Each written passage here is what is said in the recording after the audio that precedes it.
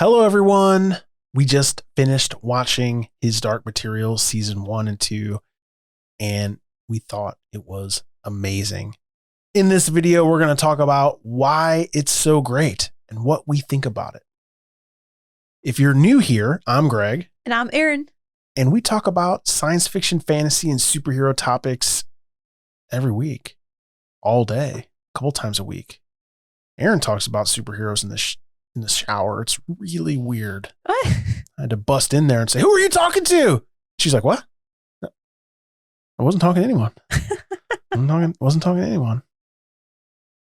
So if you like that stuff too, if you're as geeky as we are, hit that subscribe button, hit that bell, and don't miss any of our videos. You mean like how Greg has a Thor like scrubbing sponge that he rubs his body down with every day in the shower? Don't be telling people about Chris Scrubsworth. That's a need to know thing. They did not need to know. Well, now they know. If you're interested in what His Dark Materials are, you haven't seen it, then we'll put some links in the description to our other videos. And if you're interested in the show itself, we'll put a link for that as well. And that will get you started. And then you can come back here and tell us how all of the reasons we think it's great are exactly the reasons that you think it's great.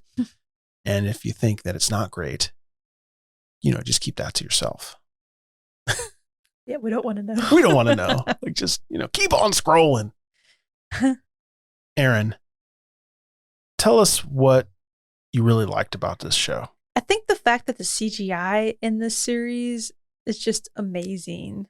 Like, I couldn't find a budget for the series anywhere, but people were speculating maybe like $7 to $10 million per episode. It's crazy for sure. Yeah. That's nuts. I mean, and you can really tell that they put a lot of money and time into making these seasons. It's not low budget at all. No, the show is not only brilliant, but it's beautiful. Mm-hmm. The sets are incredible. Yeah. Yeah. So amazing. I honestly did not know the BBC could produce something like this. Like, after watching Doctor Who and things are basically spray painted cardboard, like trash cans turned upside down. I mean, the TARDIS. I mean, this show is wild. Yeah. So good. Another really great part about this series is that there's the actors and then there's the demons or the creatures of the animals, and they interact with each other, and it seems so lifelike. The demons, I mean, they look like real animals, or it's really good. Yeah. They did such a really great job. And I saw that in order to get the actors and the demons to interact like while they were acting, that they used puppets, and they weren't just like a hand puppet like the one that the New Mutants girl has, like the dragon. Yeah. You know what I'm talking about? If you listen it's to like a sock. Yeah. Like a sock with some lips. Yeah. They're actually like these little wooden creatures that they build, or the polar bear. It's like this guy with the backpack, and then it's like this giant like bear head on it. Like it's really cool how they did that. They want to make sure that you can look into their eyes and really talk to them. Mm-hmm. Yeah. Which it comes across for sure in the show. Yeah. Really great. Especially I think the fact that there's dialogue with the demons or the polar bear. The polar bear is not a demon, but they actually talk to each other, which they did a really good job, with that. And I saw that overall on the show that they created 1,500 creatures. Wow. Yeah. And then they created around 50 demons for the show as well. I mean, that's a lot. That's why they spent $7 to $10 million an episode or whatever it was. Yeah, I think a huge part of the budget is the animation and the CGI. And it took them 6 months to create the animation between the two polar bears, Jörg Bernison and then the other king. I mean, it's just amazing. It's so realistic. I think that's what really made the show stand out for me. I think people assume that there's some sort of software that makes this easy. Oh, yeah. I mean, it probably wasn't even one person for 6 months. It was probably a team of people for 6 months. Yeah. I mean, think about like you're at your day job and you're, stamping out widgets or whatever it is you do, selling toasters, and you get a project that takes you 6 months from the start of it to the end of it to finish. Wow. Yeah. I mean, it's like building a bridge or something. Yeah. Crazy. It's pretty cool. And it only lasts a few minutes on screen. Yeah. You already talked a little bit about the demons, but I love the way the demons interact with the world. Yeah. And I'm talking about not from a CGI perspective, but from a storytelling perspective. So like the fact that the witches' demons have the capability to leave them without causing them pain, right? So the birds can fly around and then they can come back and they're kind of autonomous. Also, wait. Would that make you a witch if you had a bird though? Well, no, because Lyra's pan turns into a bird. She just can't go very far. Yeah, but you said you wanted to go see if there's a line of Starbucks, and that would probably hurt. Yeah, but it's no pain, no gain. And that gain is serious gain. Apparently, it's not just witches, because Mrs. Coulter's monkey, who we are now monkey twins, because that's now my demon. Twinsies. Can also leave, or she can leave it. Yeah. I thought that was pretty interesting. So either Mrs. Coulter's a witch and we don't know it yet. She could be. Yeah. Or it's something you can learn. Yeah, but witches, I think, are supposed to have the birds. So do they all have the birds? I think so. Oh, wow. I think that's like the witches. Like witches have birds. Oh, wow. Like that's their demon. That's pretty awesome. As far as I know. I mean, I haven't discovered the third book yet. So. Well, another interesting thing I noticed is the Magisterium's people, their demons never talk. Oh, yeah. I don't know why. And I thought maybe none of the adults' demons talk, but the bunny talks. Oh, yeah. But think of that. Even Lord Asriel's demon doesn't talk. Interesting. So I don't know if they just don't or can't. Yeah. Maybe the more indoctrinated into the magisterium you are, they teach you that your demon should be seen, not heard. Yeah, maybe.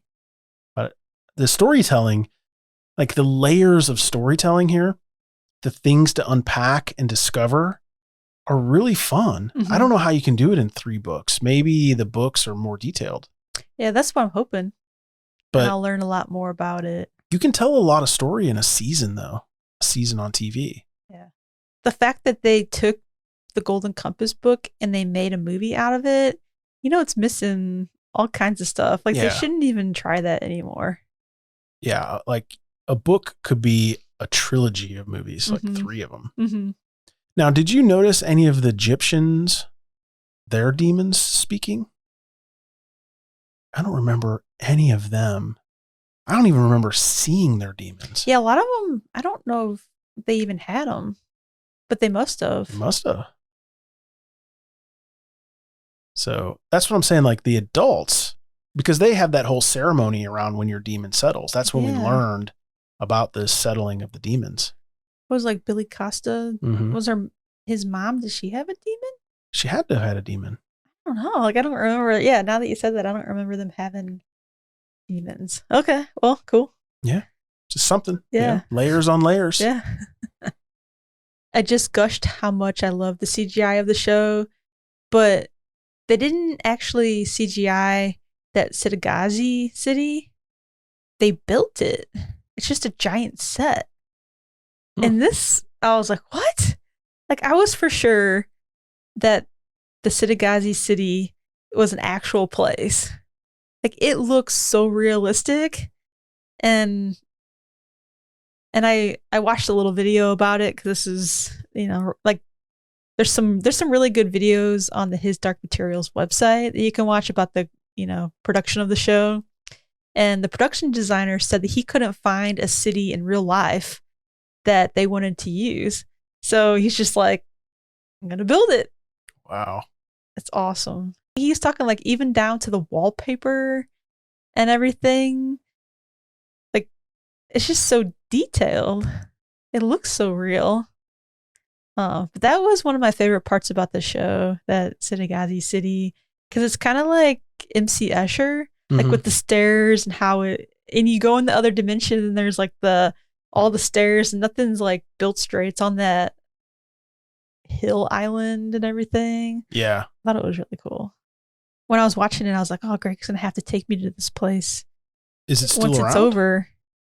No, I thought that it was a real city. And I was like, oh, Greg's going to have to take me here for vacation. And then I found out that it's not real. It's like the Key House and Lock and Key all over again. Yeah. Like, it's so much cooler when they're actually a place. Yeah.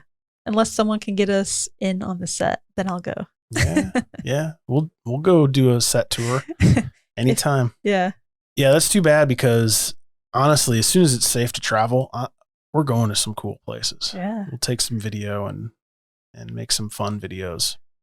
Yeah. It seems like it kind of mimics like real life cities, how like the cities, they're built, like there's like these little walkways and they're all built right on top of each other. Mm-hmm. So it kind of reminds me of like Greece. Yeah, Greece, or yeah, I don't know, some stuff we've seen. Well, it might not surprise anybody to know that my favorite part of the show is this multiple worlds premise. Oh yeah. Because it's so science fiction. Like, if this were a sci-fi book, it would just be called Parallel Dimensions. Yeah. Like, it would be the same. They could almost do the exact same things. Yeah. And wait, it's called His Parallel Dimensions. Yeah.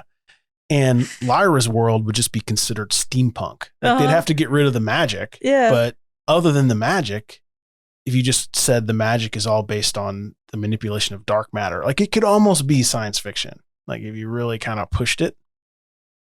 And I really like this mix of science fiction and fantasy. I don't talk about that a lot, but I really do love it when science fiction and fantasy meet together. Like,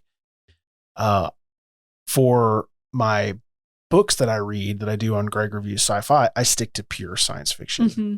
But I feel like I miss out, because there's a lot of cool books where there's like a mage on a starship, where it's a mix. It's like Star Wars is a mix of fantasy and science fiction, right? The Force is pure fantasy. Yeah. So there's a lot of stuff I miss out on because I'm so strict on what I read, but it is what it is. I think it's just kind of fun. But that's what draws me to this story, is its fun mix of science fiction and fantasy. Yeah. The whole idea of dust being dust in her world and dark matter in our world is so cool to me. There's also this concept of parallelism in the dimensions, where there's things that are the same, but not really. But most things are different. Like, there's an Oxford on both sides. Why? How can there possibly be two Oxfords? But there is. Yeah. But it's not the same people. So it's not Sliders-esque parallel dimensions. But or there's not going to be another Harrison Wells on the other side of that. Right. Exactly. Planet. Exactly. Like Flash. H.G. Wells, H.G. Wells, yeah. Whatever Earth he comes from. Whatever. Earth 26. They did it in a way that's interesting, but not stupid, not cheesy. I really thought the technology differences were well done. It's kind of the same, but not quite the same. Were really great. And the characters were not cheesy. So one thing that always bothers me in fantasy is the characters are all like stereotypical, right? Like, I'm a knight, I'm an elf, I'm an orc, I'm an ogre, and they do ogre stuff or they do elf stuff, right? But in this show, Lyra, she starts off as like a little girl in school. It's a lot like Harry Potter. And except for she's not learning magic. She's not learning magic, but she learns about magic. Yeah. You have characters that they grow and they change, and they don't start off as great, but they get better as they go. And then the bad people are also very smart, right? Like, you know what I mean? Like it's not like, oh, the bad people are dummies and the good people are smart. Oh yeah. And you just have to be smarter than the bad dummies and you win, right? Like in this show, the good protagonist and the antagonist are both really smart. Yeah. And they're both kind of doing their own thing. Yeah. And I like them all. Yeah. Like I like the bad and the good. Like Mrs. Coulter's awesome. Like, she is awesome. Yeah. And you think to yourself, like, could she be on the right side? Right? Like it's not a for sure thing that Lyra is on the right side of this battle. Yeah. And I think that is so interesting. Mm-hmm. I mean, that's what makes a good story, when you're just not sure the hero is the hero. Yeah. Or if she has good intentions, but what she believes and who she works for, you know, makes her evil instead of like who she is. But I think she does. I think she is. I think she has a lust for power. Yeah. Yeah. She sees herself running the magisterium. But she probably never will. Yeah, I don't know. She might, because she's a woman, though. It's that's a hurdle in her world. Yeah, but she's risen to the top pretty far. Yeah, maybe she'll rule our world. She was making some comments like, you know what I could accomplish here? Yeah, yeah. So. I like it. Yeah, it's really, really kind of amazing. Thank you so much for watching Fan Dummies. If you watched His Dark Materials and you thought it was awesome, put down in the comments your favorite part. Did you have a favorite character?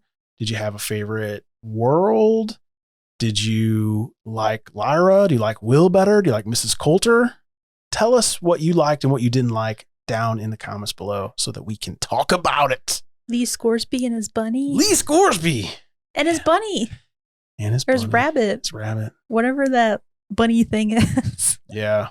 Hit that subscribe button if you want more great content like this, because we do this every single week. Science fiction, fantasy, and superheroes on this channel every single week. Hit that subscribe button and join the Fan Dummies family. Thanks for watching. Bye. Bye.